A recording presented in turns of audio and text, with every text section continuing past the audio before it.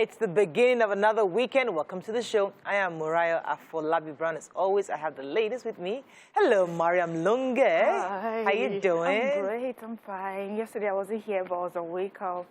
Yeah. And yes, I had an interview on my book. Yeah. Well, just to the rescue, the cleanup crew. Just to remind everyone, it's still on Amazon. You'll be getting physical copies really soon here in Nigeria, bookstores, you know, close to you. So I'm excited about that. And I'm just loving all the reviews I'm getting for the children, you know. Really amazing. And one of the top 25 Amazon reviewers also reviewed my book. It's an amazing book, really good for the children, and adults can also learn a lot from it. So go grab a copy, please. Oh, good.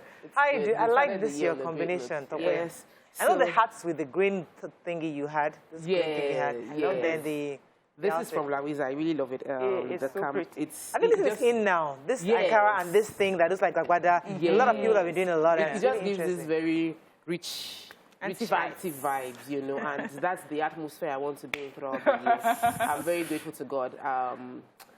Good news all around. God has been faithful, and sometimes you just need a reminder, like, count your blessings. Yeah. Name them one by one. You're not naming today. No, I'm not. I don't want to name on air. I'll name it to my people outside. But I'm really grateful to God. How are you doing, BC? I'm doing amazing. I bless God.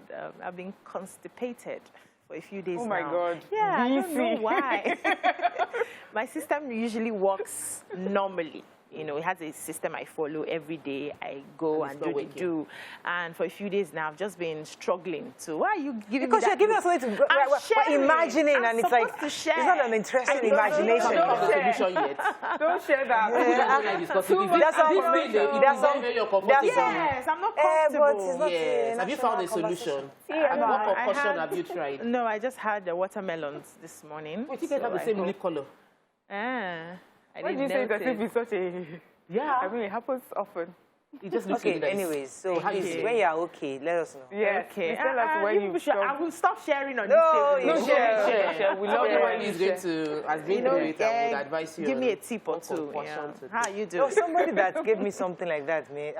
Ask Brown. He gave me, will you go kia? There's no concussion. I just had a solution. Yeah, so hook me up, please. Lemon, salt, and hot water. Okay, that would help me. Yeah. So you see now, solution has come from sharing. You're right. You can share with us privately.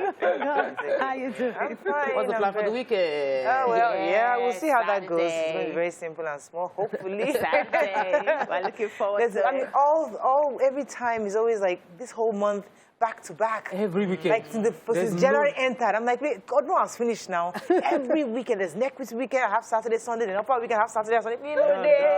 Please. I celebrate, but I'm coming, man. Take it easy. Right, they don't put a gun to your head. I don't understand. You're enjoying this thing. You know, I hate dressing up, but I like to go to parties. Yeah. I don't like the dressing up, but I like to go there. I just feel the music. And then don't dress up. Don't dress up. She has to. One day I'll Go the way you came. I'm telling you, one day I'll show somebody's party. And you don't call you aside. I think it's everything okay. Anyways, let's go on a quick break. When we come back, we go through the front pages of the papers. Stay with us. We'll be right back.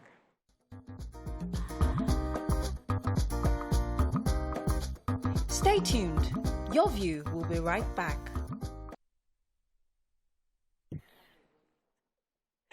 Thanks for staying with us, Nation. It's Friday, so NEC, petrol subsidy can't continue beyond June. Bello to Tinubu, you can take Lagos feet to Abuja. Thanks for linking me to your success, Buhari tells El Rufai. Abdulsalami cautions politicians over fiery comments. Tax-free pay for junior policemen. INEC determined to secure polls.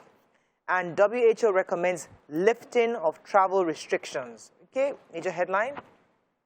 I have a major headline, but I'll take it in another story. Okay. Another paper. So I want to take the federal government that has concluded plans to grant junior police officers tax-free salaries to reduce economic stress and improve their standard of living. Great. So it said that they calculated the taxes deducted from these junior personnel, and it amounted to 8 billion annually. Wow. So what they are going to be doing now is to ensure that that 8 billion gets into their pockets directly. So according to the chairman of the National Salaries, Incomes and Wages Commission, he announced this, saying also debunks the claim that 20% that, we heard some time ago that the police salary has been increased by 20%. So he's saying that that wasn't what happened, that he just tried to find a way to pay some other personnel's duty allowances. It wasn't like they really increased their salaries. So what they're going to do now is to ensure that they remove unnecessary bottlenecks around insurance premium, ensure that the officers get their insurance, and their salaries are paid promptly.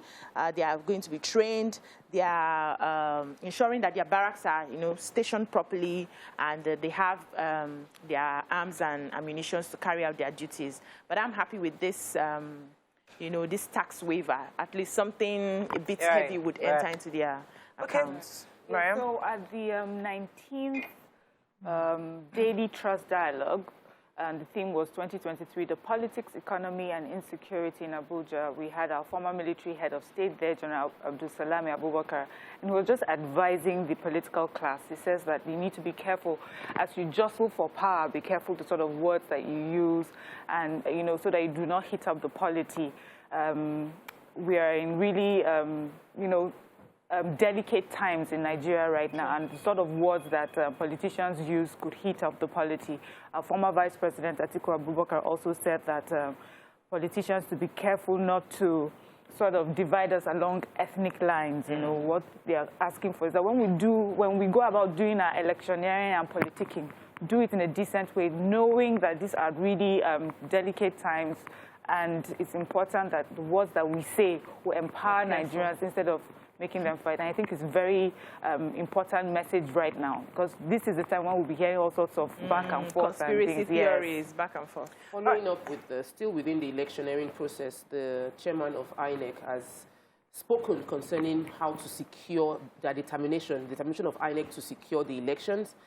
The elections will start 394 days from now, and in a quarterly meeting with Interagency Consultative Committee on Election Security, he has hailed the security officials that we have for their job in recent elections that we've had, and charged them that we need to do a whole lot more. We must continue to prepare for the 2023 election, and we must ensure that we protect people, because we don't have elections if people are not safe, if people don't feel safe enough to go out to vote. I like the direction of the thoughts of our INEC officials, and I hope that we can have the 2023 elections without having military presence, yet a very safe election. So the governor of Niger State has endorsed Asiwaju Bola Ahmed Tinubu, saying that he should replicate that which he did in Lagos in the federal government. According to him, he said God in his wisdom gave Asiwaju the wisdom to lay the foundation of Lagos State that we see today. Lagos is a country within a country, and he hopes that the foundation he laid in Lagos, he can be able to do that in Nigeria. And I think it was based on his visit. He was in Niger State recently, and he also donated 50 million naira to the IDP camps. Oh. Okay, any others? Let's move on to the Punch. Abdulsalami workers warn federal government as NEC decides subsidy removal June. Picture here, Buhari recalls Kaduna bombing experience. El-Rufai demands 7 billion naira reimbursement. This was the Kaduna state government. Okay. LASMA probes officers' attack on commercial bus. Female passengers are injured. You transform Lagos, do the same for Nigeria, Niger State tells Tinubu. Assault on teacher, Ogun magistrate lampoons parents, orders remand of mother and thug. Abdulsalami workers warn as, okay, I think I said that already. Let's find another story. Reps order probe of allegedly missing 178,000 police firearms. An electoral act faces delay as National Assembly harmonization yet to start. Okay, which story is coming up to us? Let me take the human interest story. So a Lagos-based wig maker, Udo Rejoice, would likely have to undergo surgery in the eye because there was an attack that happened at a commercial bus. So what happened was the lady was, I think she's 22 years old. She was in a commercial bus, and then the driver had to take one way, was accosted by LASMA. In anger, the LASMA guy hit the glass of the bus driver, hits the bus, and then the glass splattered into the poor girl's eyes, and she was bleeding. So she was taken to a clinic. They rejected her. She was moved to Luth. They are saying right now that they would likely have to, you know, she'll have to undergo surgery to be able to see with that eye. She's tried to reach out to the LASMA official who, you know, did this. That one is telling her, you have to come to Yaba, you have to come to Yaba. I think Punch is on it already. They've tried to reach out. So far, they've not heard anything. I think justice needs to be done for this girl. This girl needs to be treated by the government. I don't know why they are resorting to violence. You have caught somebody. Why can't you just take the person's plate number and then trace that person later? Why do you have to resort to violence and injure an innocent victim who is just in the bus? It's just painful. They need to do something about this. We'll follow up on this story, please. She needs to get... Okay, yes. Yes. Our president was in Kaduna State to inaugurate, from what we read, many different projects that the governor of Kaduna State had during his tenure constructed. So there was the Cow Bridge, you know, just so many of the things. And the president showed his pleasure. You know, he said he was really proud of the governor. He had changed the face of Kaduna. And he said that even though he's from Katsina State, he's looking that when he finishes his tenure as president, he may just as well relocate to Kaduna State. Oh. He talked about how he was almost bombed at the Cow Bridge many years ago. And he said, luckily for him, you know, his escort, I think they had stepped in before the bomb detonated. And he says, and here they are today. The governor has built a bridge. He also promised that he was going to, well, that they would look into building establishing an Air Force base in Kafanchan to, you know, to shore up the security in southern Kaduna. He said that the Kafanchan railway station also will be modernized to boost rail and commercial activities in that area. So all in all, it looked like a very successful event. So yes. we are taking a story concerning a teacher that was beaten up. I think somebody took it out yesterday or something, where a teacher was beaten up by the parent and a thug because the teacher had scolded the child for the hairstyle. Hairstyle. So the case was taken to court, and the magistrate scolded the mother, saying that it is wrong for you to bring a thug, hoodlums, to attack a teacher after he was scolded. That is totally wrong. That I wouldn't be here as a magistrate if my parents did the same thing. That is wrong. That you're raising this child to take laws into their own hands. If you're wrong, if you're mad that they scolded your child for the hairstyle, you go to school and talk to the teachers. You don't bring a thug to come and beat up the teacher. It's totally wrong. So I mean, justice. Did they fine her? So we need did to they punish well, her? The article doesn't say that, but she was scolded. So I'm assuming that there should be. I'm telling you. Magistrates was scolding. I don't know if they should. Please give them more than scolding. Let me quickly take the story of the defense headquarters. This is just was a press briefing of the activities of the troops between January 6th and till date. So the media director for operations, General Bernard Onyoku, disclosed in Abuja that over the course within the northern region of Nigeria, the military has eliminated 129 terrorists in the last 2 weeks, and that he noted that of the 863 terrorists, their families surrendered during the period, bringing the total number of repentant terrorists to 24,922. Good news, you know, they neutralized 37 terrorist elements, they recovered assorted arms, 177 rounds of different calibers of ammunition. Good news. But what are we, I would like the military to also, what is going to happen to these almost 25,000 people who voluntarily surrendered, that they're no longer terrorists? What is the process of rehabilitating them in a way that is not like we're compensating them for their action, but we're also integrating them back to society? There must be like a well thought out plan that would ensure that they don't later go back into what they were doing before as terrorists. Let's go on a quick break. When we come back, we'll continue with the review. Stay with us. We'll be right back.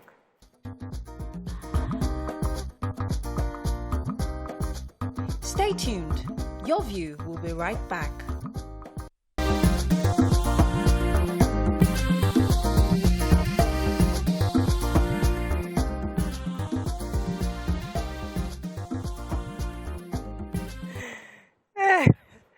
Thanks for staying with us. Let's move on to Daily Sun. FG to decide fuel subsidy removal June. INEC lists threats to 2023 polls. How I escaped death from bomb attack in Kaduna, says Buhari. Rep small 10-year jail term for Ponzi scheme operators. Udom guarantees 4.7 billion naira Zenith Bank loan to automobile plant. I never denied IPOB in court, says Kano. APC convention, Malami heads legal committee. Kogi governor leads security. Okay, so the House of Reps yesterday passed for the second reading a bill which is seeking to make SEC, that's the Securities and Exchange Commission, the apex regulatory authority for Nigerian capital market. Is also seeking to prescribe a 10-year jail term for anyone for Ponzi scheme operators. Is looking to make to empower SEC to shut down all illegal investment schemes, and they're saying that this particular bill will make sure that Nigerian capital market conforms with international best practices. And I think this is just, you know, a good thing because we have so many. I mean, that's our story now. Constantly, we have too many illegal investment schemes. People running helter-skelter. Like, they don't even know where to report when this thing happens to them. So we hope that this would address this. That's become our story. Yeah, so the major headline, there's been decision on the petroleum issue that we've been talking about. And the government is saying that they are going to decide to take out subsidy from June, because right now we still have the provisions of payment of subsidy in the 2022 budget. So they had like a brief sessions, and then the governor of Nasarawa State said that they have been having discussions on this matter, but they have not taken a stand on it yet. The Edo State governor also said the same thing, that they can only promise that the removal of the subsidy will start after it's expired in our budget. There was something they said here that I wanted to quote. He said, what you have to understand is that we didn't make any presentation on this because there had not been any decision. But in reality, all of us Nigerians know that there is now the Petroleum Industry Act, and NNPC has now become a limited liability company. So NNPC will run differently. So if the Minister of Finance provides for 6 months, you probably can understand part of the reason for the provision of 6 months before NNPC fully takes off. And at that moment, that's when decisions will be made. I am very worried that we are not trying to be proactive in this matter. Why do we have to wait till the expiry of the 6 months before we now start having committees and committees again to take another decision on where to go? Why? Since we already know that it's going to take till June for us to now know whether we're going to do so, why don't we have that plan in place? So, okay, after so and so time, we're going to be taking off subsidy, or we will not, and this is what is going to happen. Why do we keep... The president already said that they are working on, they would come up with something. So we're waiting for the something they would come June. up Anyways, with. all I want to say is that Ayuba Waba should please run for president, because only he has the solution to this subsidy matter, because he needs to run for president. In fact, we are requesting that Ayuba Waba should kindly run for president, because only he understands what we're going to do to this subsidy matter or not. Go ahead. The IPOB story. So Mazen Kano was speaking through his lawyer, said that he wanted to correct the misinformation that was out, that he denied being the leader of IPOB, that what he did in the courts, they said when he was taking his plea, he mentioned that he was not the leader of IPOB, and he said he doesn't want them to misinterpret what he said, that he said IPOB is not a terrorist group, but that he is the leader of IPOB. And at the case of IPOB being a terrorist group, which was a declaration by the federal government, he used many words I cannot use, which is not good for TV, but the core of what he was saying was he doesn't agree that IPOB is a terrorist group, and that they have already gone to court to get a proper legal judgment separating what, revoking what the government did in prescribing them as a terrorist group. So, but that moving is still on the leader quickly of IPOB. to Vanguard. Let's find a story of not taking. Insecurity in Nigeria at crossroads, says General Abdul Salami. School teacher kidnaps, kills student after collecting 6 million naira ransom in Kano. World Bank $750 million would complement federal government social investment job creation. NGO staff rapes 15-year-old female IDP. Victim commits suicide. Two princes battle for reps ticket as group calls for Akeredolu's intervention. National Convention APC stakeholders back February 26th date. Commend for Buni. Okay. Very painful story. So in Kano, there's this teacher, Abdul Malik Mohammed Tanko, who was arrested for kidnapping his 5-year-old student, Hanifa Abubakar. He kidnapped her from the private school and then requested for 6 million naira to be paid to him. And after that 6 million naira was paid to him, instead of him releasing the little girl, he realized that the little girl recognized him as the teacher and then poisoned her and got another person's help, and they buried her in a shallow grave in that school compound. So he's been arrested. The second person also who connived with him has been arrested. You know, the case is still in the police, and people are just shocked that this can happen with a school teacher who's supposed to be the nurturer, the person who, you know, takes care of these children just because of money. It's a painful story. Very good. I mean, see, I was telling Miriam earlier that they caught the guy. Kill him. Immediately. Kill him. Wallahi. Blow out his brains. Yes, period. immediately. Because as much as I appreciate his democracy, I appreciate that we have to go through a process. Yeah. But there's some things that we just have to skip this thing. We just have to how can you cut a 5-year-old child to chop her to pieces and bury her? Are you a teacher for millions of naira? With your To blow out his responsibility brains, to protect period. that child. We need to speed up justice It's process just on this. irritating. Kill them, they will stop. You don't arrest those kind of people. We still need to follow the process. Sorry, but it's speed it national up. TV, but you got to blow somebody's brains out. Okay, The story. ports. So good news for those that are being concerned. There are hopes, rather, for decongesting the ports. They are going to create something called the Inland Container Ports. The IDCs, they've gotten approval for 2 locations, which means that goods that are coming from our seaports don't need to stay in our, like, Tinkan, all of that. They would be moved into the inland container ports, and it is from there they would process it. The dry ports, it was from there they would process it, because usually they will have had to wait for the clearing to be done at the main port, which causes major congestion. But now they will be split into 2 different ports. One dry port is in Kano, and when they get to these locations, then the clearing process protocols take place from there, and that way we have less congestion within Lagos. One good option. I'm sure there are several ones that we must pursue. Remember, I took a story about the fact that 178,459 rifles, ammunition were missing. I think did you hear that story? Yes. And then, so of this number, 888,000 were AK-47, 3,907 were assorted rifles, pistols were missing within the armory of the police. Of the Nigerian police Well, force. the National Assembly, or one of the lawmakers, raised the motion that Okechukwu, I'm not sure which state he represents, but he raised the motion that they need to do a proper audit of what happened, because we're not just going to let this matter done without an investigation.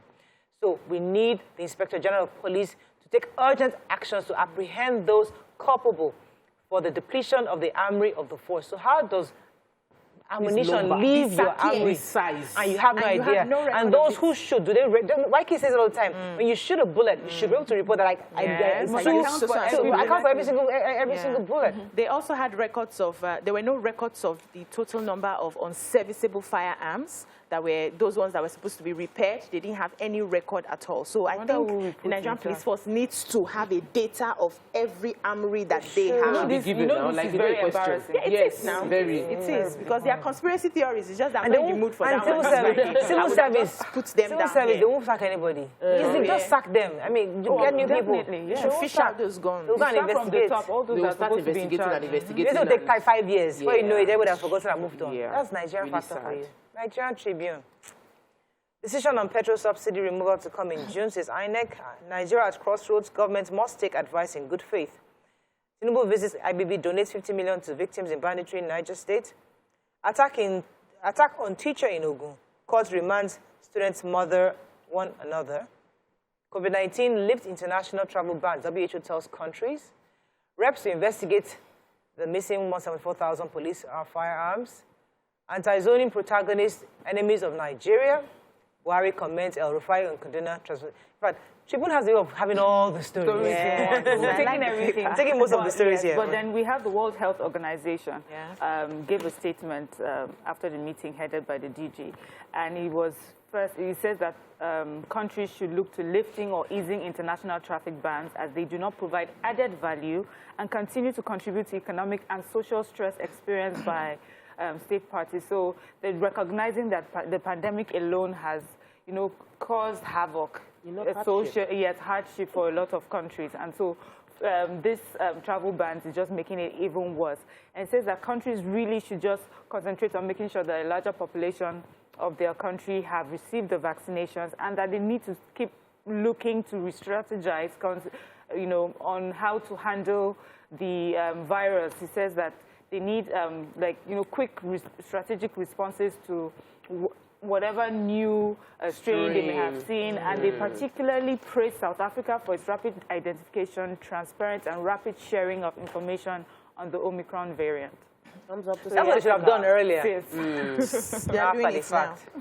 All right, that's all we can take on Front Page Review. It's Friday. It's going to break when we come back. Move on to other stories. Stay with us. We'll be right back.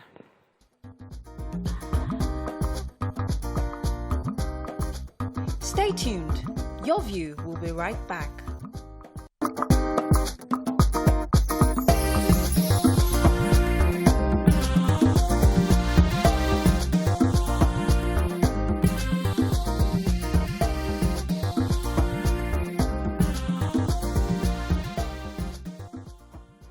Thanks for staying with us. So this matter of Japa or no Japa is our focus today. A Twitter user shared the story of a friend who abandoned his 350,000 naira a month job in Nigeria and relocated to Canada in search of greener pastures. 3 years on, he's complaining bitterly to his friends, saying how bad things are abroad and wants to come back home. However, music producer Sam Clef responded to him, but that guy is just lazy. That if he put his heart to it, he would actually make more money. So, in fact, interestingly, he said that he can make up to $3,000 to $4,000 a month. But he has friends that make $100,000 a month in Canada. So it's possible. So who, therefore, should Japa? Is Japa, as for those of you that don't know Japa, Japa means people are leaving, relocating. There's some people that running away. So who are those that can abandon ship? Who are those that can stay? Who are those that Nigeria doesn't even fit you at all? I mean, I met this guy, someone I used to work with. This guy is very brilliant. I mean, when I see him as a treasure because he's such a great data analyst. Give him any raw data. Give him like less than 48 hours. This guy's giving you percentages. He gives you the permutation combination. He puts everything together into a page. And you're thinking, this complicated data, this guy has transformed it. I mean, because he was appreciated in his office, they loved him, but he jackpot. When he left, and they told him, Morayo, I've relocated, I'm like, you know what, it is your type. It's people like you, because these are people that we don't appreciate people like that. We won't pay them for the work they do because they think you're just helping us to going to punch the numbers and give me the figures. But in a different country, they see that kind of guy and he's well paid.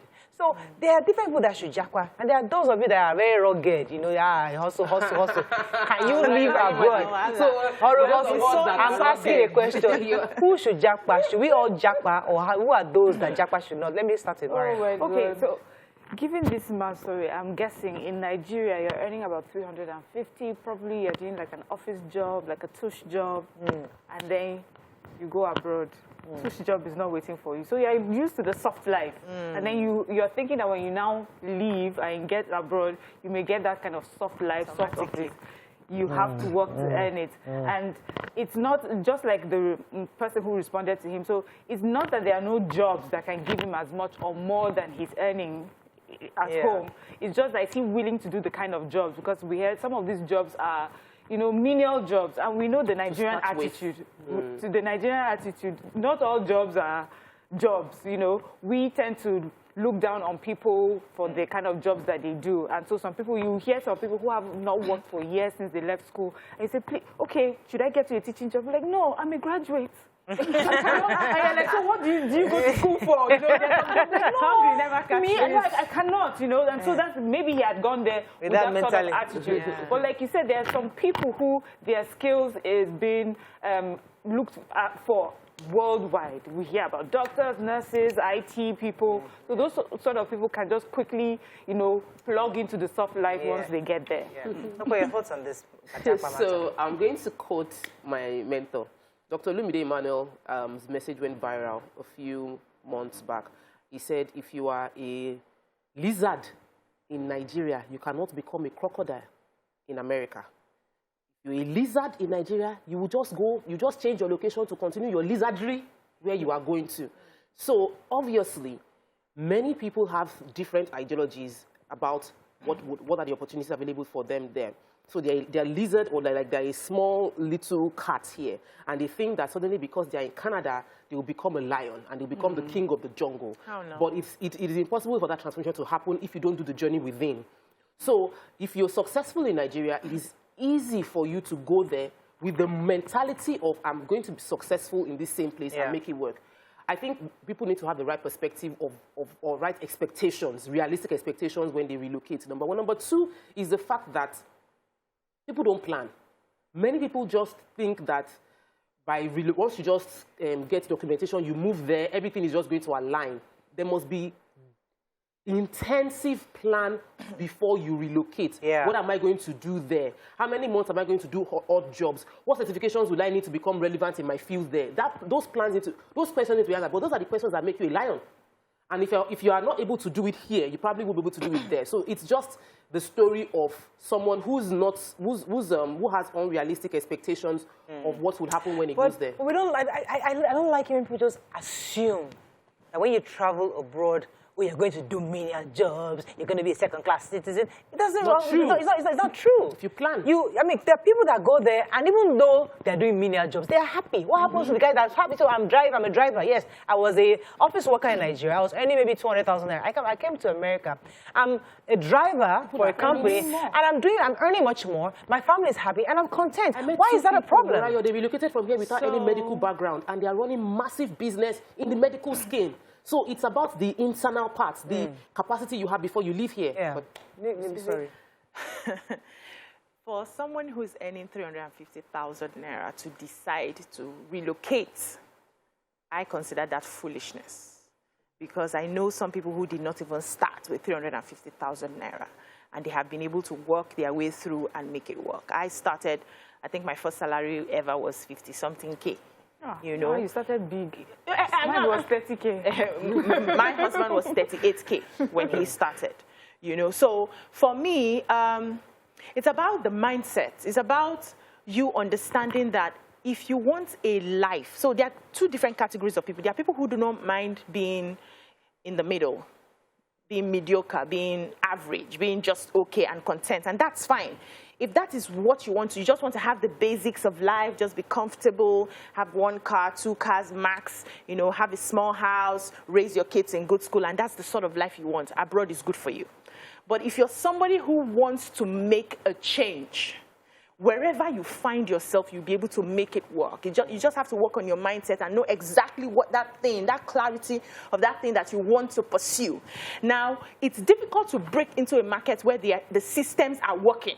That's what happens when people go abroad. The systems are working perfectly. To break out, you have to be a genius. But here, we are still struggling with our systems, and people are basics, so to speak. It's easy. The opportunities here are massive. It's easy for you to sit down here, sell ekere, and make money. You just have to package it properly. You just have to have the right mindset. You just have to position yourself. So when we start thinking about what is that thing I have in my hands, for every time God wants to do a miracle, he will ask, what do you have in your hands? Moses, what is that thing in your hand? You say, I have a rod. And you saw how that miracle happened. Ask yourself as a Nigerian, what do I have that people will look for, that I can solve a problem? If you have that mindset, traveling abroad is not for you, because you'll be swallowed. There's no problem you want to solve here now that they have not solved already. So you just need to balance you said something that was interesting, because I know a lot of people that they lived abroad and they come home because maybe they want to make plantain chips, and they come. So you are making plantain chips, you use it on a plastic bag. Somebody comes from abroad and he brings this new concept of, okay, I can actually package it nicely, and they find that the market is in Nigeria, because if they try to do that packaging where they live, nobody will buy it. Many people are already doing it. Yes. Maybe I don't know if they're doing, but they bring it to Nigeria and they export it, and this is where the market is. So they from America they produce and ship to Nigeria, and they make a lot of money. Well, let me quickly add this. You know, we see a lot of Nigerians trying to get out. We see a lot of white people trying to come in. The Indians right now have left their country. They are basically here taking up all our businesses. The Chinese, they are here. The Americans are coming in droves because they are seeing the opportunities that we are not seeing. So for me, it's just about opening your eyes. But for you to be any not for everybody. No, my sister, you have to open your eyes to see the opportunity. Let's go on a break. What opportunity do you have on your streets where you can make money? You have not opened your eyes. Hey, this is Nigeria. Let's go on a break. We'll dig further. We'll be right back.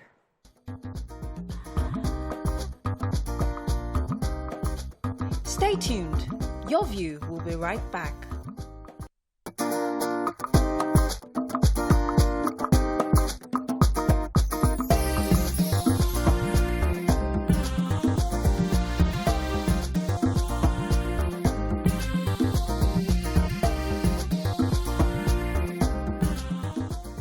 Thanks for staying with us. We're still discussing this Japa move, and I really like to hear from Nigerians living abroad because many of you watch our show. Please call us on 081-270-53687, 091-390-7694, which you can also send us messages on Twitter, Facebook, and YouTube. We'd love to hear from you. So, listen, this life is very simple. I know that many of us would like to do the big things, you know, accomplish this, but at the end of the day, it's about your house, your children, family, your basic needs at the end of the day. So all the ambition, for me, I always zero it down to what do I really need? And that's what the abroad offers, the basics. I can have a proper medical check. I can drive a decent car. I can have a decent house. And I'm okay. My children can come in and go out in any country. Now, I have peace of mind compared to the in Nigeria. That just to have that basic. You are constantly hustling and your kids don't see you. You don't have good medical care. You don't have good car maintenance scheme because you want mechanic will spoil it today. I'm not mechanic. You know, it's crazy. So you might be earning more, but guess what? You don't have peace of mind. So if you weigh both, am I not better off Japan? Yeah. So the cost of living, we're doing cost of living versus standard of living. So you have someone who is earning so much money here in Nigeria, and yet the sort of things that they'll have access to does not compare to what someone who's a teacher abroad that's earning. You find that a lot of people will tell you if they lived abroad, they would not do the work. They would not push themselves as much as they do in Nigeria. It says I have to pay for my electricity, I have to pay for my security, I have to do everything.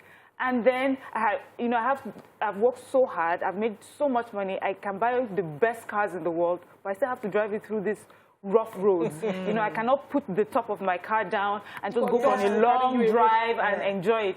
And then some people have decided, you know what, I want the easy life, just as you described. It doesn't make you mediocre. That you want just the basic does not mean that you're mediocre and you don't want the best for yourself. Sometimes the best can be gotten in the best education for my children, and people are willing to make that sacrifice. I'm going to make sure that what I can, I would live a much smaller life, live in a smaller house, maybe I would not own a car and use public transportation so that my children can go to really good schools and provide for them a better future. That does not necessarily make that person who is making that sacrifice average. You know, it's just thinking. And then many people have made, I know of people who have made this mistake. They sell off everything and they travel abroad. And as we mentioned earlier, you know, there are systems. There's a way that you need to work, you need to plug yourself into that system. And you have to earn it. You have to work for it. In Nigeria, really you can do the barest minimum, know a few people, know some, you know, one or two things. Before you know it, you have made your millions. But there, to make every million, there's a process. And it's you know, it's right there. And it's easy. Okay, 1, 2, 3, 4, you get it. Let me take this call from UK. Toby, are you there? Oh, interesting. Hi, Morayo. Good morning. Hi, ladies. Good morning. Happy Good morning. Okay, so let me get started. Number one, I would like to start by disagreeing with DC. And I'll tell you what. When I was in Nigeria, I earned about 750,000. And then I relocated to the UK. Now, coming to the UK was a tough decision because, I mean, who wants to leave a 750K job? You understand me? Yeah. But I can tell you that ever since I came here, I mean, the difference is that you don't come here with a Nigerian mentality. You come here, you understand the system. When I came here, I took certifications, I took courses, I understood the industry I wanted to get into. And by the grace of God, I was able to get a job. When I look back, I mean, within 2 years, I settled into the system. I was able to buy property. I was able to do this. I was able to do that. When I was in Nigeria, I struggled with so many things despite earning that because you would think, oh, she's earning so much. But guess what? Even without so much, I could hardly, I mean, by the time you take rent, you have nothing. Yes. Depending on where, the other day we're talking about housing and all that. Depending on where you live. When you go to, I was living in a place where the minimum house I could get at the time was 1.5 million a year. You know, my younger brother struggled for so many years to get a job in Nigeria. He didn't get any. He got to Canada. He took a lot of certifications. He understood the system. He settled in, and he even earns more than me right now. So I think that when people go to the UK, regardless of what you earn, when they go abroad, they need to, first of all, know that there are human beings who live there as well. There is a system there. There is what you have to do to get into the system. You don't come with a secondary school certification from Nigeria and expect to fly in the UK, or expect it to fly in America or in Canada. You would need to understand that system. Thank you so much, Toby. Fantastic point. And I really like the fact that you explained it to us in plain terms. But from this tweet now, we're looking at those who go there and struggle. Let's focus on them. Because they are quite a huge bracket. A number of, Canada is even better because to come in, you have to be at least middle class, you have to be educated, you have to have a degree. So those ones, they even have a softer landing than those who just find a way to get a visiting visa, get into the US, and they are in the new country, and they have no clue. And they're thinking that... So those ones, they're different groups here. Just before we go into that, please, I'll say that, let me just quickly address a lot of people that feel like, oh, people should not Japa. Where are they going? Where are they living? They don't have the resilience to stay in Nigeria. Nigeria, it takes a lot for our system to succeed. And our system doesn't reward excellence. Yes. You know, our system does not reward diligence. Our system rewards connection and nepotism. Exactly. You don't need to know the job. Because you know the boss, you will get the job in Nigeria. That's it. So if someone who has someone has risen to a high level, not by knowing the job, but by knowing the boss, is now going into a system where all you need to do is know the work. It might cause a bit of conflict in trying to understand, okay, I don't really, how can I do this? We need to, and we're losing our best hands in this country because we keep on rewarding people that have only connection as opposed to those that have the know-how. So those that have the know-how go there and they succeed. Now to your question of, let's focus on people that are struggling over them. I would say that it's the same solution I give to those that are here. Decide what you want to do. Decide what it will take you to do it. And do it. So I want to become... I met a cleaner in the US on my last trip, and I was wondering, you speak so well, Kiniko, why are you cleaning in the hospital? And she was like, oh, I just need to do one course to become an assistant nurse. I'm like, why haven't you done it? It's just so tough. I'm finding it difficult to read. Okay, now. And I'm wondering, do you really understand how much you will earn when you do this course? But that cleaner, she's comfortable, though. That is the thing. So she's not comfortable. That's the reason we have that conversation. Yeah. She's not, because she wants to buy a land in Nigeria. And she was mentioning how much her budget is. And I was wondering, in America, why are you earning so little? You cannot afford to do this. And she said, because of the work she's doing. So we dug deep. So there are people over there who are unwilling to do the work because you are used to a system here where you don't need to do the work. You just need to bravado your way through. I'm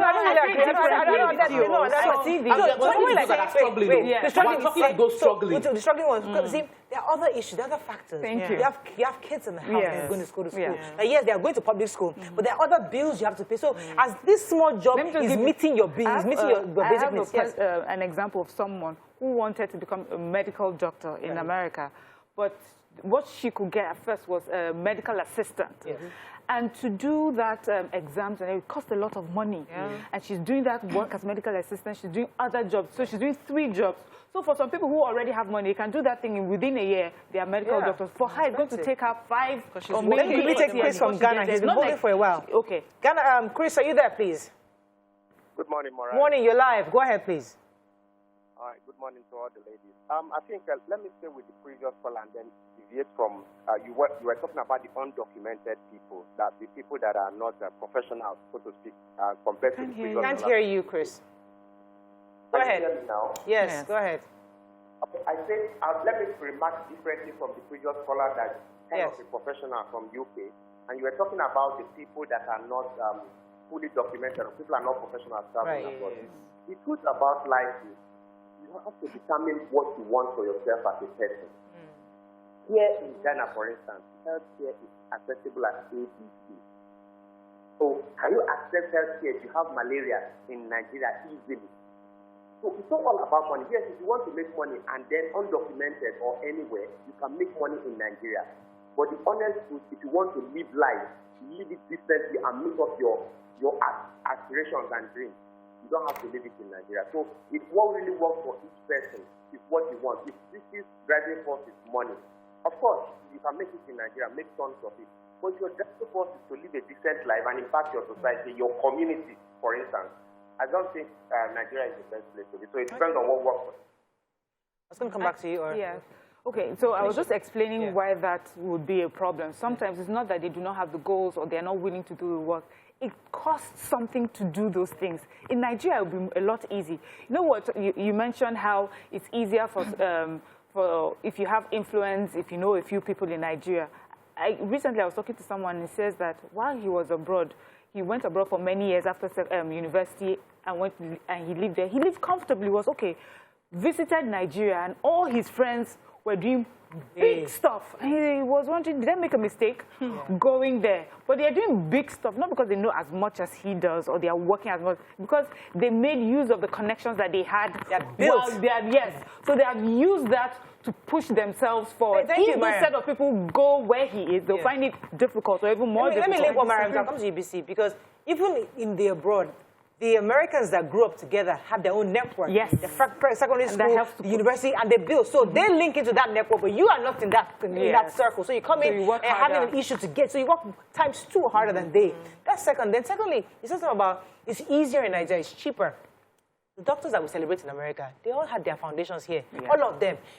If you look at the numbers, you hardly, well, I don't know the exact figures, but I heard, there was someone that was talking about, there was a speech I was listening to. He was saying that you hardly find a Nigerian born in America, raised in America, that actually became a doctor. The numbers are really, the doctors, very, compared to those who come from Nigeria. They had their first degree in Nigeria, and they brought that resilience with them to America, and they went into medical school, and they did very, very well. Yeah. So the system itself makes you, in America, makes you like, you know what? Average. Average. Everybody keeps you on the same level. Keeps you in that average. But it's when we come, when we go over there, we come because somebody was talking about how Nigerians are so good in the system. They're very, very educated. They're committed to their work. They're disciplined. Their work ethic is off the roof. I think in America they said the Nigerian community is one of the most educated community in America. Yes, may I disagree with Mariam and talk about just a bit, in terms of Nigerians here who need to do just the bare minimum and get the good jobs because of connections. So when it comes to intelligence, relational intelligence is still very key that a lot of people do not understand.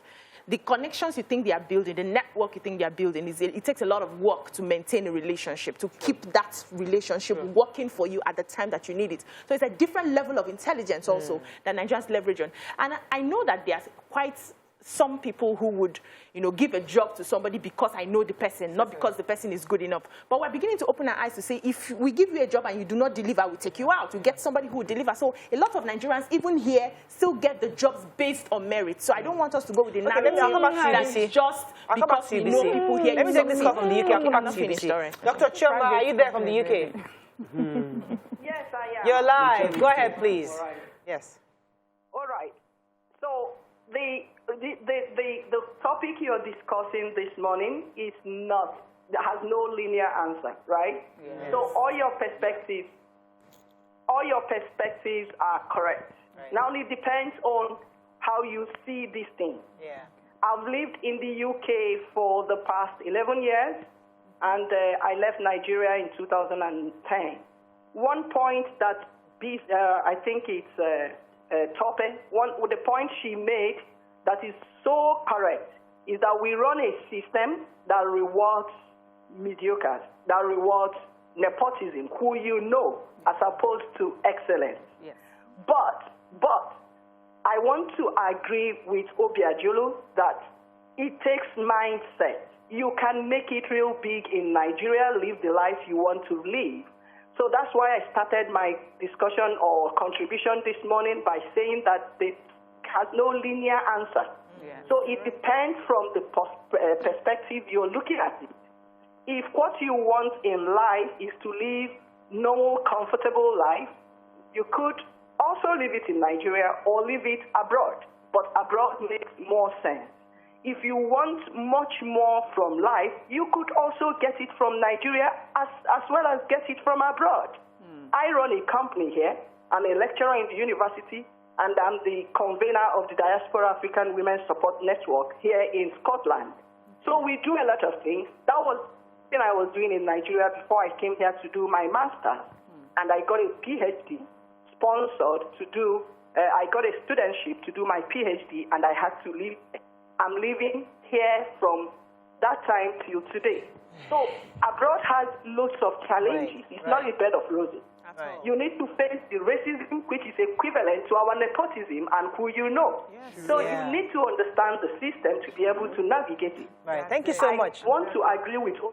Thank you so much, Dr. Shema. Yes, so I also wanted to say that we're looking at the people who struggle abroad. So if we know how a lot of us get there. We don't have the requisite papers. You just smuggle yourself in and then you start. But if you have the requisite papers and you are willing to do the work. So the thing is, right here, a lot of us are over-pampered. People do things for us. Everybody's working for you. Everybody's doing something for you. I have a sister who lives abroad, and when she's in the office and she needs to stand, she's a nurse, she will stand for those hours non-stop. That's 7 hours. Non-stop. If you're taking a break for 1 hour, you will take a break for just 1 hour and you come back to your standing. But here, we have a way of, well, we are doing the work. I leave my office, I come to your office, I waste 30 minutes gisting with you, and it's okay. Side business? Yes, side businesses are running. You cannot try that there. So if you're not ready, if you don't have the capacity to stand and put in the work, you will struggle when you get there. Let's also not assume that their systems are that's perfect, because all these things that, okay, so I know that you get in, you're settled, you get a car, you're able to get a house and everything. It's credits. You cannot save in the abroad. That's the truth. You struggle to save. You pay almost everything for your taxes and the bese that you'll be deducting. You bese for light, bese for car, bese for everything, and you're paying. So at the end of the day, you really do not have. So it also depends on mindset. And I'll go back to what Miriam said, that it's okay to say, this is the life I want. I will be content with this level. But if you know that you want bigger for yourself, I don't think abroad is the best place for you. Okay, so let me go on a break. When we come back, we'll take this further. I'll take some more phone calls and messages from social media. Stay with us. We'll be right back.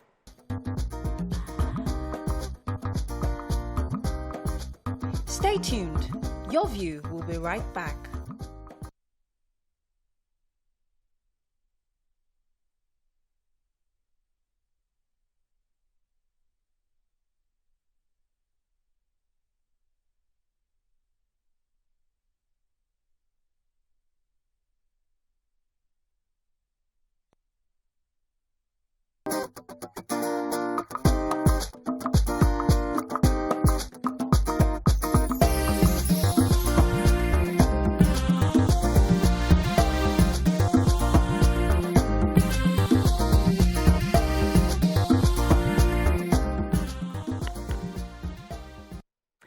Thanks for staying with us. So we're loving this conversation. It's quite interesting because we're getting different perspectives. So there's no hard or fast rule to this. It's either it's what works for you, really. Yeah, go ahead, Yes, I just remember one of the callers says that when she was saying that when you go abroad, you use their system, you watch how it's done there, and then you don't go there acting like a Nigerian, behaving the way you would in Nigeria abroad. And so I think that's very important, is wherever you find yourself, find out what works there. So in Nigeria, I know BC tends to disagree with the fact that we're talking about how your connections and your network would push you, give you a lot of, maybe get you jobs and gives you leverage as compared to if we were living abroad. And that's the truth, because the reason why many of us hold placards and are screaming is because we feel, especially in government jobs, is nepotism. How is this person the head when the other, maybe 4 or 5 people beneath that person have worked so hard, given their years of service, their experience? It was just supposed to be normal that they would be the person that would take the position. But someone from nowhere comes in, an uncle, a brother, a father, calls somebody, and before you know it, somebody that was not even part of the system. So it comes into this system, and then 2 things happen. Either those who are there will try to see how they can bungle it for him because they're upset, or, he's working really hard to learn the ropes of the business. But But working here in Nigeria, you understand that your network, your friendships is important. So that is part of what you need to do. If you decide that you want to make your life here, you understand that relationships matter here in Nigeria. How you push that. So let me just finish. There are a lot of people here who are so smart and so intelligent. They have left Nigeria, not because they didn't want to live in Nigeria, but because they were not appreciated. We are not really a merit-based society. Yeah. So for some people, they don't have that, that part of them of forming relationships. Some people don't want that. They just want to do their jobs and go home. I don't want to say to you, sir, and come to your wedding and come to your parties and be dashing you 50-50K every other month just because I want you to remember me. I want to play the politics so you remember me when it's time to give me a promotion. They'll go to a society where you just understand, every time I show up, I do my work, that's enough to make you it doesn't make one better than the other. Yeah, it's different. Let me take this call from Abimbola in the UK. Are you there? Yes, good morning. You're live. Go ahead, please. There is no comparison between, when you live in Nigeria or people living in diaspora. It's just different. I left Nigeria in 1988. I left Nigeria in 1998, and when Obiajulu, sorry if I don't pronounce your name correctly, when she started our conversation here, and she said she earned 50,000 naira as a starter. When I was in Nigeria, before I left in 1988, my salary was 450 naira, and I was a young naval officer. When I got to UK, I discovered it was a big difference between the two countries. But the only thing we enjoy here in UK is because they have a system that works. You just have to work for you to get whatever you want to get. Like my sister said earlier on, that lady from Scotland, when I came to England, the first thing I found difficult was the things we get for free or things we take for granted in Nigeria. It doesn't apply to us in UK. When I came in here, I started working as a cleaner. And I made my way through, rank and file. I went to university, which I was unable to secure while I was in Nigeria. I got to university here, and I got a maintenance grant while they pay my school fees. I did my first degree, and I did the second degree. So I went on to become a radiographer. I worked in the hospital all through my life until I retired last year. So I'm on retirement, but despite all odds, I love Nigeria because that is our country. I love Nigeria so much, but unfortunately, we've not been able to have a good leader. So, madam, let me stay with you. Let me stay with you for a minute. So you retired. Now, as a retired worker in the UK, what do you get? What are the benefits? How do you live right now? Sorry, can you repeat your question again? I said, as a retired worker in the UK, how do you live right now? Do you get monthly pensions? Does the state take care of you? What are the benefits as an elder, as a senior citizen in the UK? Thank you so much, Morayo. I was about coming to that.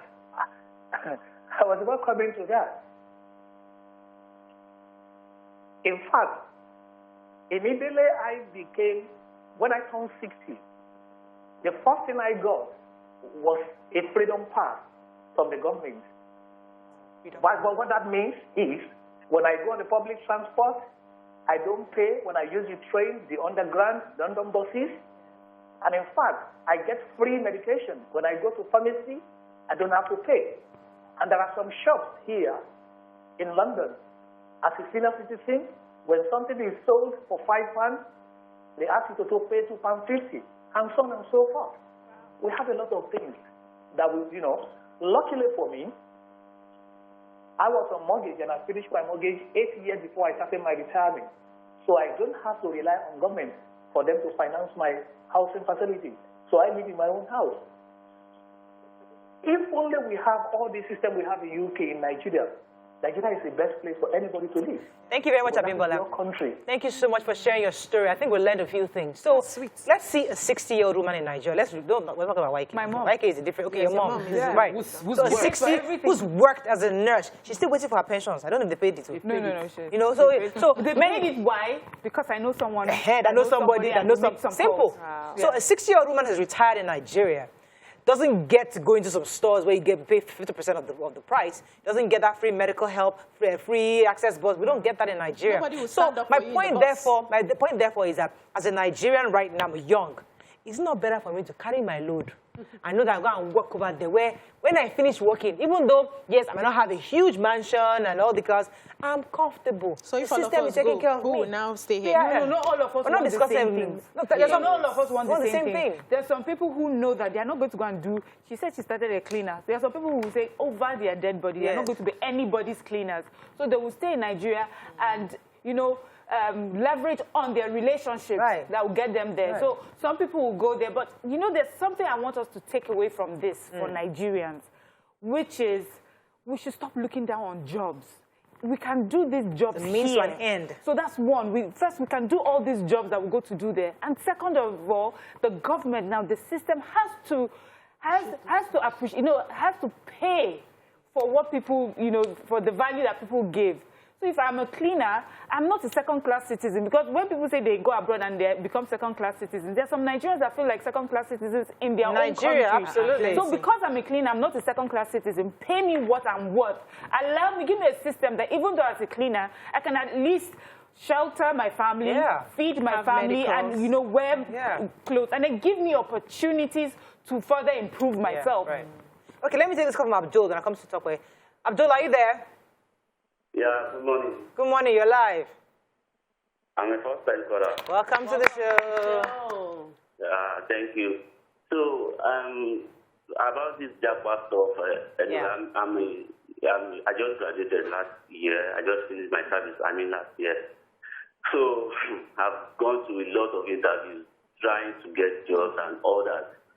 And now, I have opportunity of traveling outside Nigeria.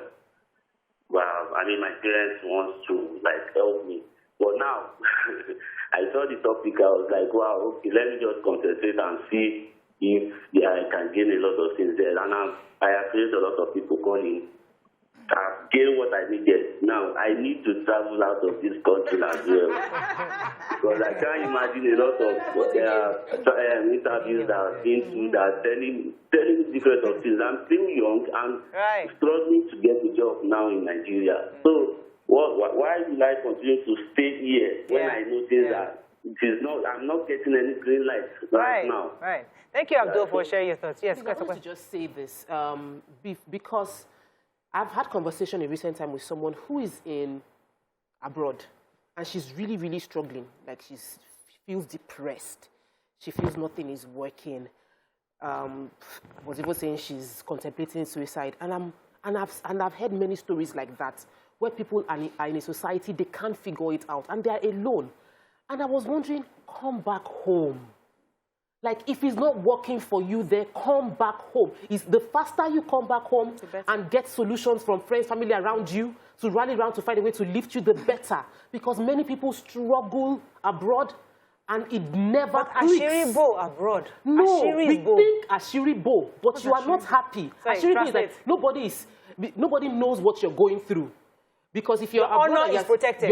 Your honor is protected abroad. Nobody knows what you're going through. You can be struggling there, and you take picture. You are wearing winter jackets, and there is snow. It looks like you are okay, but you know you're not okay. And you know you don't have a quality life. You know you're unhappy, and you know you're not getting a good job, or you are still. So you are 10 years down the line, barely feeding yourself. Like, things are not getting better. Just come back home. And some people have made that decision to come back home and things get better. To what? To this? Morayo, to this? You and I can survive here, but sometimes it's hard for them to survive here. I struggled, Mariam. For the first 3 years, I was depressed. But look at you now. I was depressed. I had when I moved, I was crying daily. I was depressed. My mother was there to support me. I was jobless. I lost my job.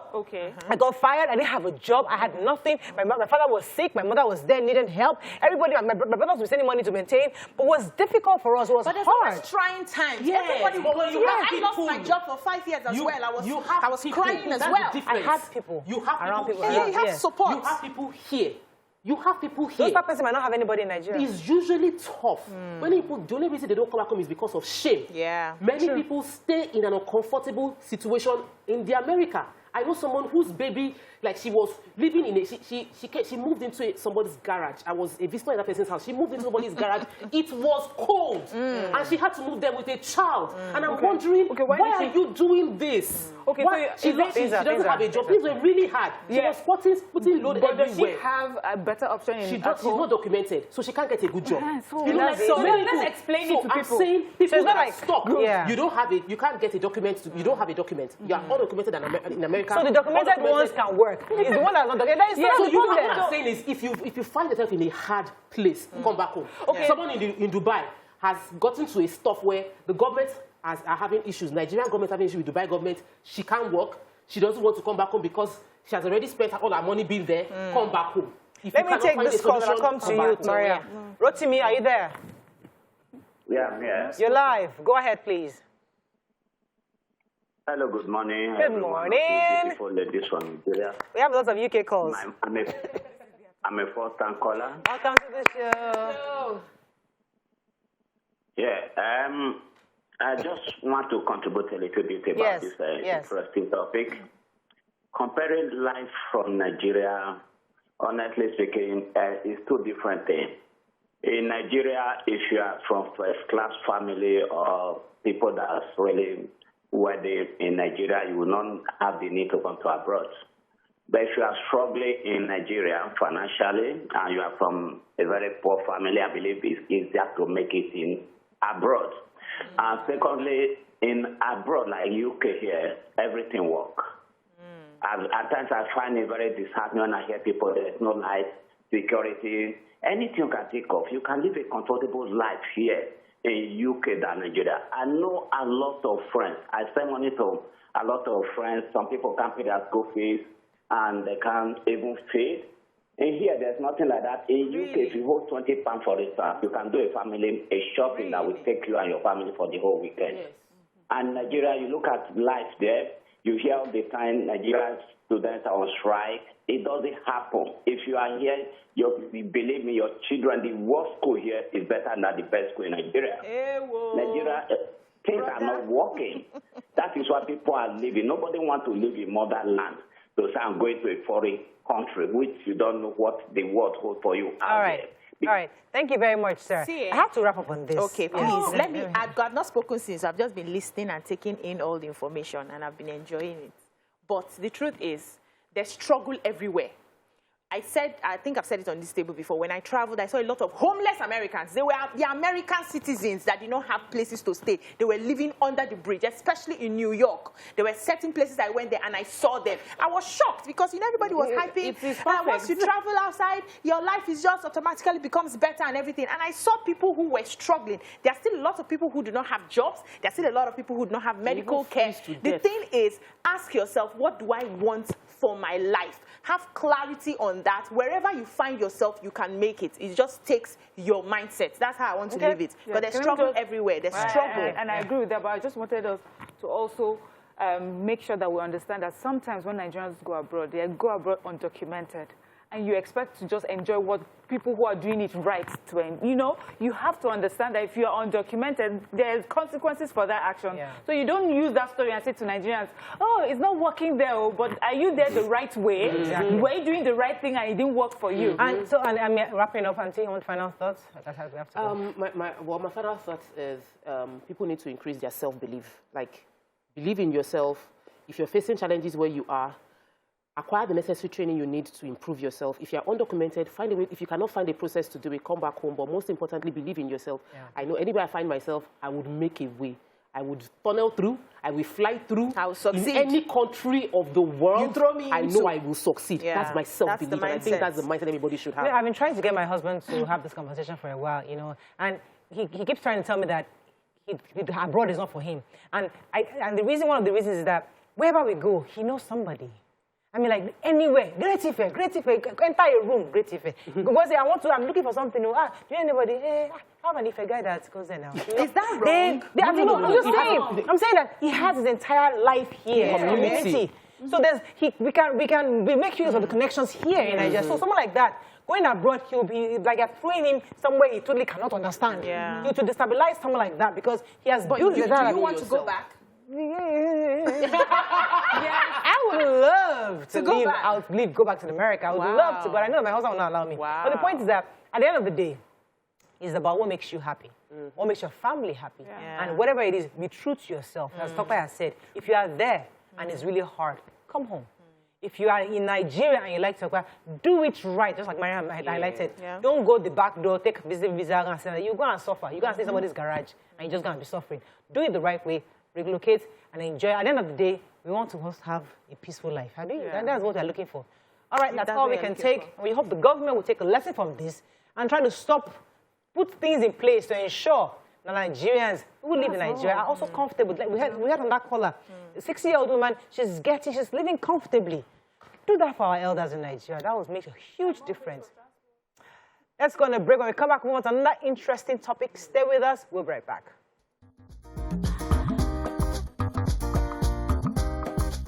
Stay tuned. Your View will be right back.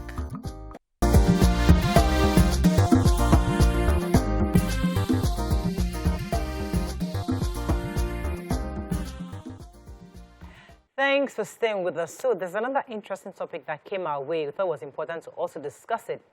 A report we read says, do you ever hear stories of fathers-in-law and husbands fighting? All we usually hear are mother-in-laws and wives fighting. Why is this so? And we say that men are able to handle issues more maturely than women. What are your thoughts on this?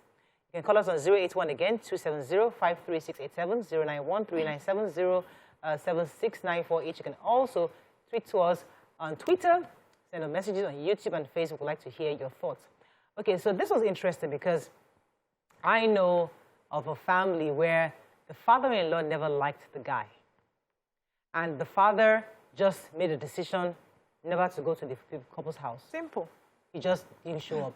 So for their naming ceremony, he sends funds, although the husband was rejected, there was that tension.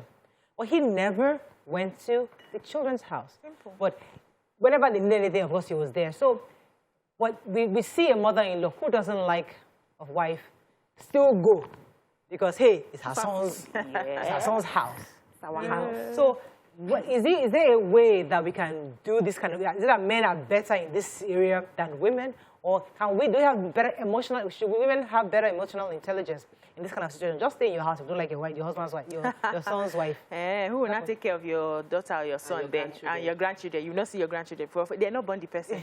So I think for me, men, because they know how to compartmentalize, it's easy for them to stonewall. So they are not interested in this. They will not bother to major in the minor. They will just remove their face and move on. It's easy for them. It's easy for a man to stay 2 years, 3 years, 4 years without seeing the children. We just call on the phone and they're fine. It's easy for them to move. But women are wired differently. Women are in their emotions most of the time. They want to be around you. So even if I don't like you and you carried your stubborn head to say, this is the man I want to marry, I will still see my grandchildren. I will still come around.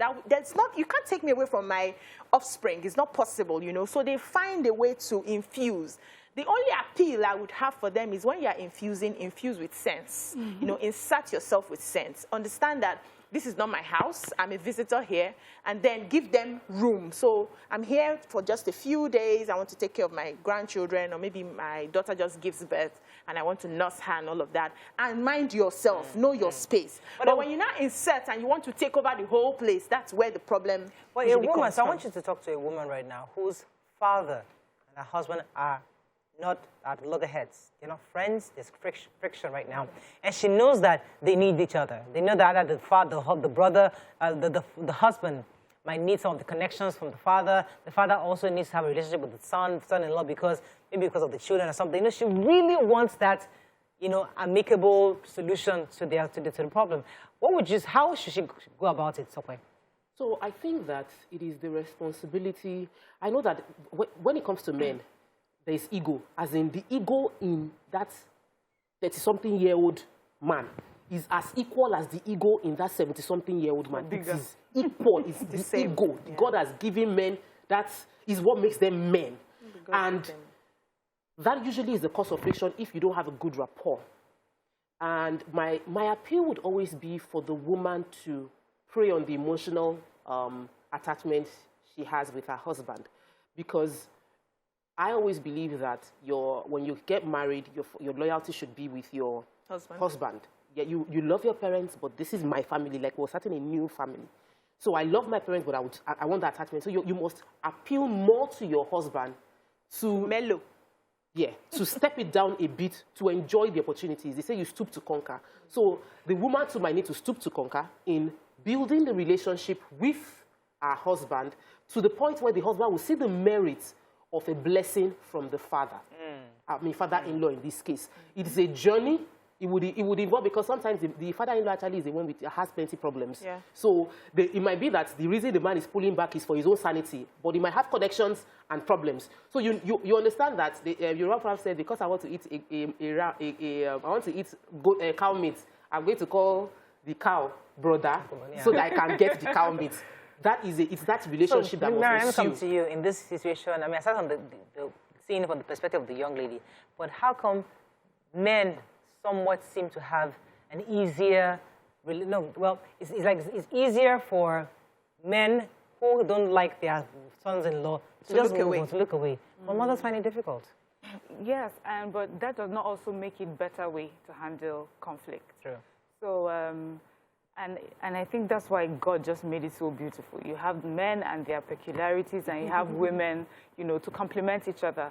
Because if we were to leave it to men, many of us would not talk to, to each other. Families, there will be a long line of people who don't speak to each other. But mothers find a way of inserting themselves. It can be annoying sometimes, but in the long run or in hindsight, like, even though for her stubbornness and her annoyance, we would not be speaking. So it is okay and then I want people to understand that sometimes there are tough times, and it's okay to have that. It's a journey. This life is such a journey. There are some people that will tell you, when I got married, my father and my husband could not stand each other, and down the line, they are best of friends. They don't even call her when they need to see each other. They find a way to hang out with each other. So allow people to have that journey. Allow people to get to know each other. What you can do is just always be like like the neutral person, where they can both come to you and vent or rant about everything. When you are with your dad, you only talk about the best things that your husband does for you. If you're with your husband, you only talk about the great things or the nice things he says about your husband. Even if he has not said anything nice, you find a way of twisting it. Like, oh, he said that. Like, oh, yes. Whenever you're not there, he says this amazing things about, like, oh, really? So those are the sort of things that you can do to work on. But the women, what mothers or women or wives do is to make sure that you see that silent period, that because you get used to that silence or not seeing someone, and then you forget. They don't allow you have that period. How can you not talk to your son? That is the father of your child. What if he refuses from seeing your grandchildren? So they are just there in between until there's a story about that relationship. I know of. I'm going to try to do the story in a way that the person doesn't talk about this. There's a father. He's a jai guy. He's always out there. He's out there and everything. So he knows there's this guy that he knows in the clubs, that he can finish a whole bottle of Hennessy in like one sitting, and he dances with all these people. And he knows the guy, but he looks at the guy in the arm's length. Months down the line or year down the line, your daughter brings this man to be your wife, to be your son-in-law. And you met the guy, and I'm thinking to myself, I know you. You cannot marry my daughter. What? God catch you. Because you've seen this guy in his real element. Yeah. He's not the nice, clean boy that came that boy, I know you. So because of that, you try to make your daughter understand you can't marry this guy. But obviously she's in love. He has to love this guy. And then the mother gets involved. She insists that allow the girl to marry who she wants now. And there's this major friction. But you don't want madam to also know that we meet. This is where we meet because but the boy knows what. So you have the conversation with the guy. Talk now, so you can just talk everything. So the father called this. And this is a real life story. It's not just. The father calls the guy to one-on-one, like man-to-man conversation, hey, leave this girl alone. And the guy is like, no. Hey. I like her. I want to marry her. Right. So in that kind of situation, look at you. I think it's easy. I know the what happened at the end of the day, but if your daughter insists on marrying that kind of person, what happens? Your adult daughter. Yes. And then you have the conversation. You must be open to her to an extent that this is what you have seen. But you know, the thing about life is that we only see one side of someone. We have seen, we have seen some people who are horrible at work. But you don't know that they are great fathers, great mothers, great sisters. And like, how is this same person, you know? So the father has seen him outside. When he yes, at his worst. But he has not seen him at his best. And maybe that's what his daughter has seen. I think you just answered that question beautifully because I know the person. And I know the person is such a fabulous. When I say this person, I know he's a fantastic human being, the softest heart. Yes.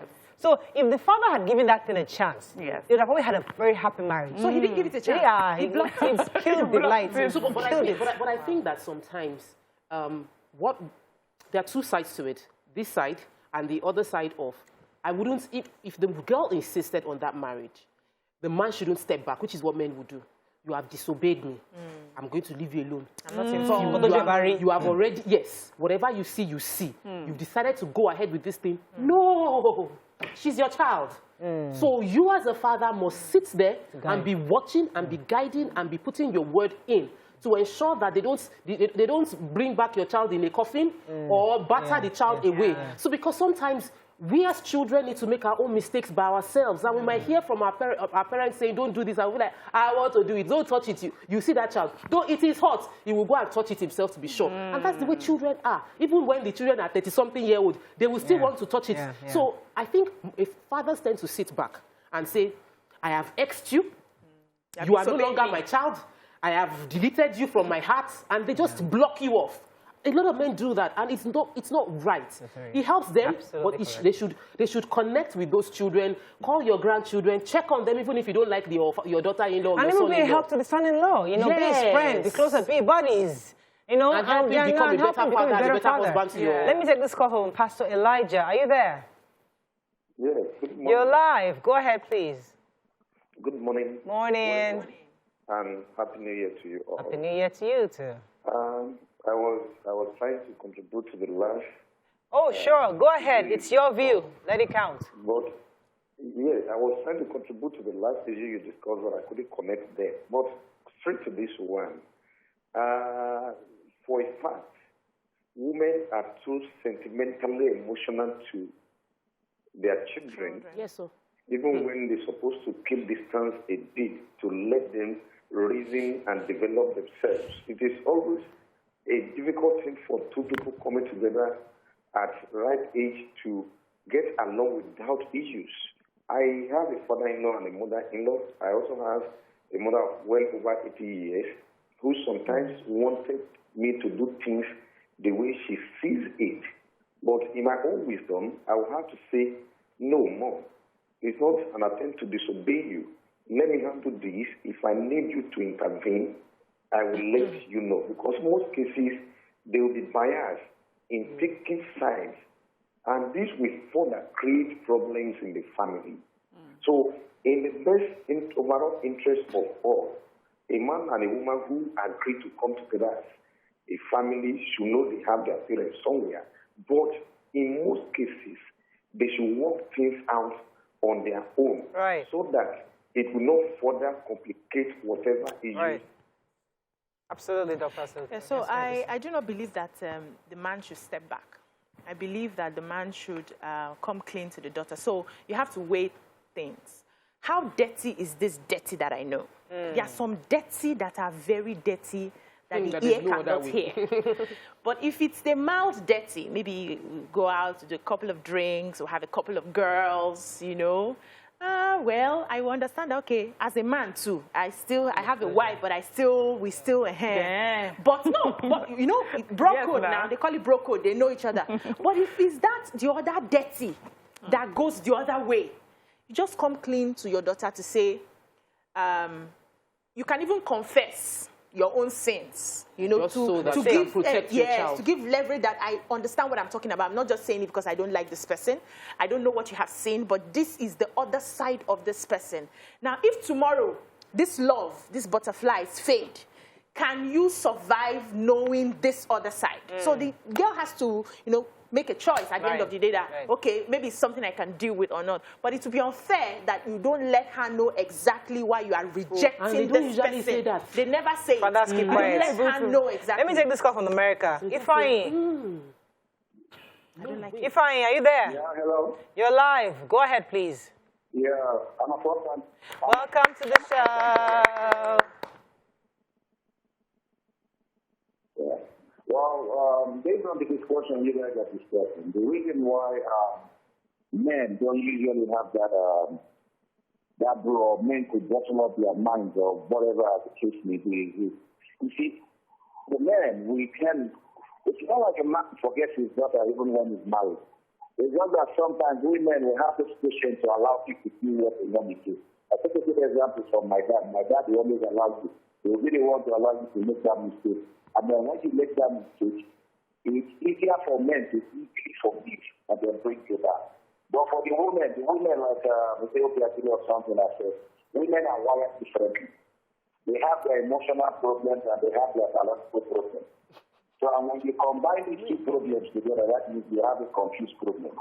And so that's just my own system. But men have that patience, so they can actually go with things. Thank you, Ifeanyi. I didn't get it very clearly.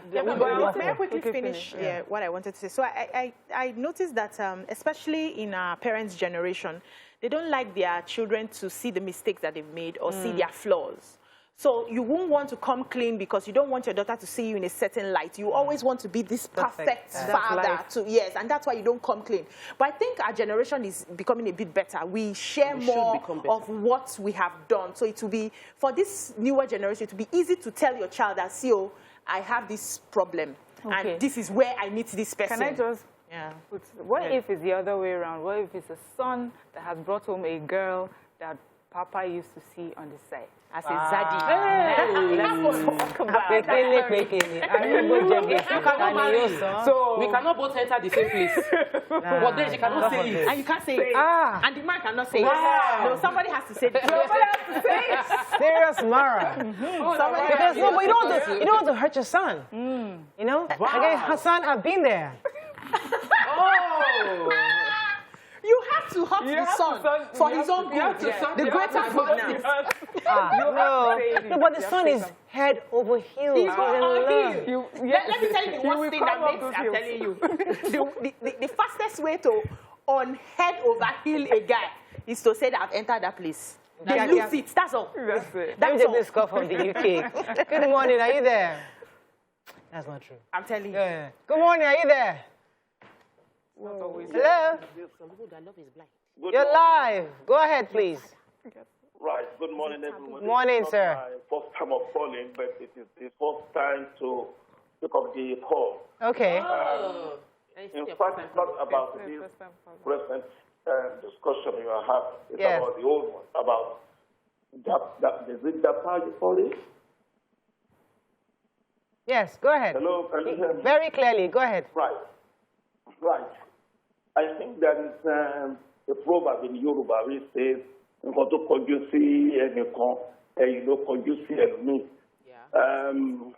will have a lot of people who are in Nigeria who have success stories, and also you will have a lot of people who are in England who also have success stories. I think the most important thing is to have a very good and enabling environment wherever you are. If you have that enabling environment, I think you'll be able to work your way around. In UK, yes, it is tough. In America, it is tough, but you have a system whereby if you work hard, you will get the reward. Yes. Thank you very much, Mr. Dele. You might have said what is facing someone in front. like he's facing you, he's backing somebody else. So what will work for you may not work for someone else. Different areas. So this matter where you know that you're a father, you've been in town, and you used to be one of those that carry girls, right? And one of the girls that you carried is who your lovely first son, who just got back from the abroad, who you're so proud of, who's a medical doctor, is about to take this girl to the abroad with him, and then do everything. As a father, do you keep mom and just keep let the baby, let sleeping dogs lie? It was the past. All things are passed away. Behold, things have become new. I want to believe that men would be able to call their sons aside and say, see, man to man, bros, you know what happens outside. I've been here. This is my that is a good thing to do. No, I think it's important to the point where your son is saying, see, if you cannot give me any serious reason why this is unacceptable to you, then I'm not listening to anything. I think a father will step up and tell his son. But if you see from the mother's perspective, where you've been waiting for this one to get married for donkey years, and suddenly you bring somebody and that's saying story. No, she doesn't want to hear that story. To spanner into that. Some girls actually zaddied just for a period of time in their life. They're really good girls. And they were under a lot of pressure, and Zaddy was going to pay school fees, and Zaddy was going to help. Yeah. They are not... it was a rough patch. It was a rough patch. It was a period. Yes. And after that, they went back and, you know, like Mommy Gio said, everything has changed in their body. Yes. Everywhere changed. They are back to new. Yes. And God corrected everything, and now they have met brother that they want to marry. And then, you know... So I feel that can't you forgive? If God can forgive you, can't you forgive? But are you ready to tell that person? But we need to confirm. The man needs to have a conversation with the girl to be sure, babe, are you who are you now? If it will work in this relationship, we must be open, because we cannot ex anybody because of what they've done in their past. People change. Exactly. So we must able to give room to that girl. I'm not exing you. I just can't take it. Who can't take it? The father? No, the boy. No, leave the boy. The boy doesn't know. Leave the boy. No, let's just say that this has happened. She now realizes it, and it was just a short period in my life that this happened. She must have that conversation with the boy. She has to open up. Confess, yeah. Well, she really wants to confess. Yes, when she sees the father, No, let's just say the father even brings it up to him. And then he asks her about it. She should not deny it. She must own up to what she did and then allow the boy to make a choice. What if, Mariam, where you are the person, right? Yeah. And the father, knowing he wants the happiness of his son, calls the girl, let's have a meeting. Let's thrash it out. She tells him, listen, it happened in the past. You did this for me. I'll give my life to Christ. I'm not a child of God. I'm a sister in choir. I met your son in church. We're good to go. And you let sleeping dogs lie. And you move on. That's the side of the story. Big mistake. There's also another side. That's a big mistake? Big mistake. There's also another side where it's not as if the person has given her life to Christ. She's still in the business. And then she lands your son. No, we don't want that part of it. That kind of business. No, that one is easier. Okay, I'll come to you, BC. Let's stay on this for a second. But let me take this call. It's been holding. I think I lost Gloria, I believe. Gloria, are you there? Hello, Gloria, are you there? Hello, Abiori, are you there? Yes, I'm here. You're live. Go ahead, please.